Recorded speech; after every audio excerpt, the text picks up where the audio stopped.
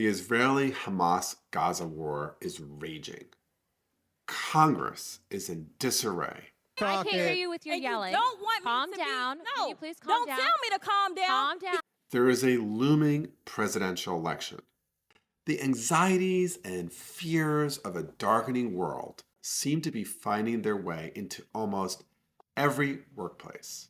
Pretty much everyone I know is experiencing at least some tension about whether and how to raise their fears, their worries, their opinions about some of the issues tearing our world apart with their colleagues at work. And one thing is for sure, this challenge is falling particularly hard on organizational leaders, on bosses, on managers who both want to provide the needed support and space for these conversations. At the same time, they also want to avoid blow-ups and breakdowns that might halt work from happening within the workplace. So today, I'm going to offer some guidance that I've been providing to organizational leaders about how they might navigate some of these challenging waters.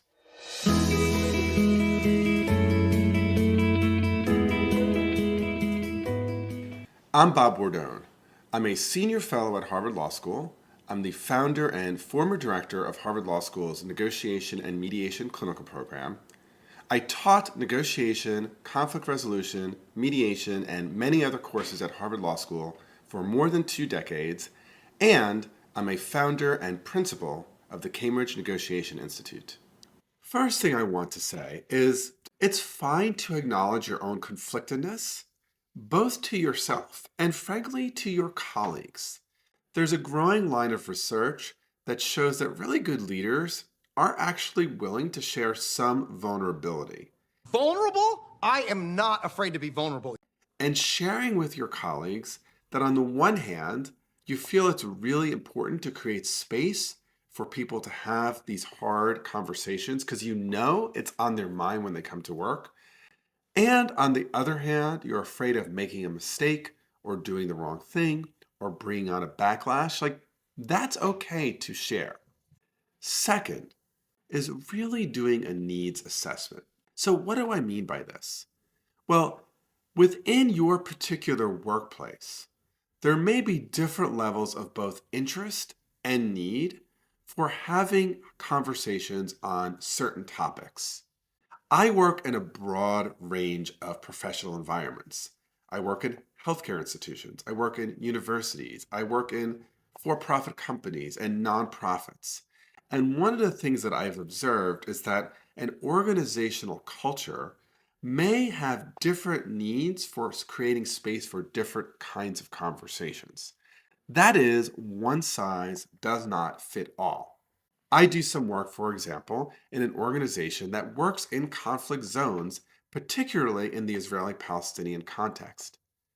Their need to have certain kinds of internal conversations is just really different from the kind of need that might happen if I'm working with a radiology department in some kind of big medical center.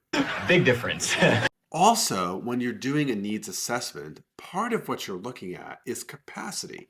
That is to say that while there might be more of a hunger and need for some hard conversations in the peacemaking organization, there might also already be in place some heightened or increased capacity or skills for having that kind of conversation than, for example, in the academic department of physics at some university.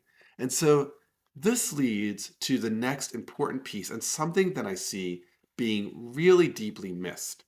If you want to create spaces for really hard dialogues and conversations, you actually have to capacity build your team.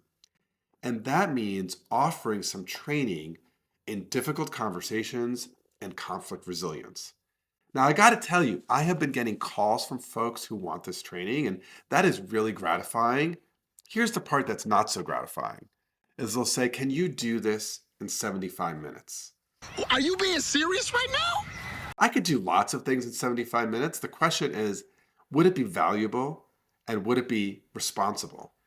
And truth of the matter is, I teach difficult conversations. I write on conflict resilience.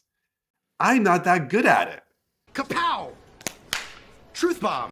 The notion that you could give people usable tools in 75 minutes is really a little bit laughable. So here's what I say to people, right? You don't need 100 hours, but you need to give them enough basic tools and some time to practice them before you then put them into the difficult conversation space. Next, once you've provided the appropriate skills and a chance to practice, you actually have to create an appropriate and adequate space to facilitate the hard conversations. I have seen this go off the rails many, many times. One time I was brought in after a very, very troubling incident had happened in an institution.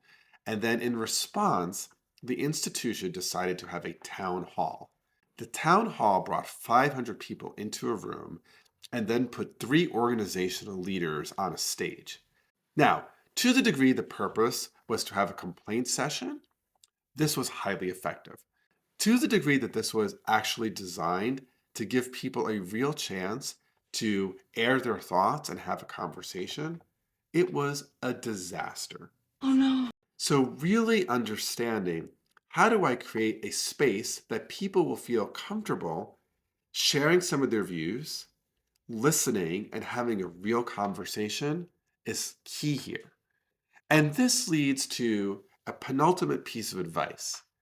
Many times, bringing in some kind of outside expertise, people who have professional training and competency to facilitate these conversations is essential.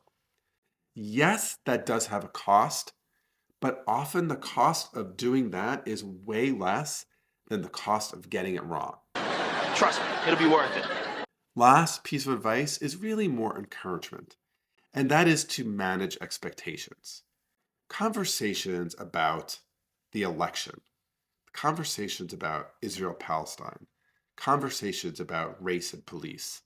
These are highly fraught, deeply polarizing, and really hard to have. Even highly skilled people who are in a relatively low-risk space with professional and highly skilled facilitation may find themselves a bit bruised and a bit battered through these conversations. That is the nature of conflict and having differences. People will make mistakes. People might be a little ruffled up. But there is huge value in engaging these kinds of hard conversations in the workplace.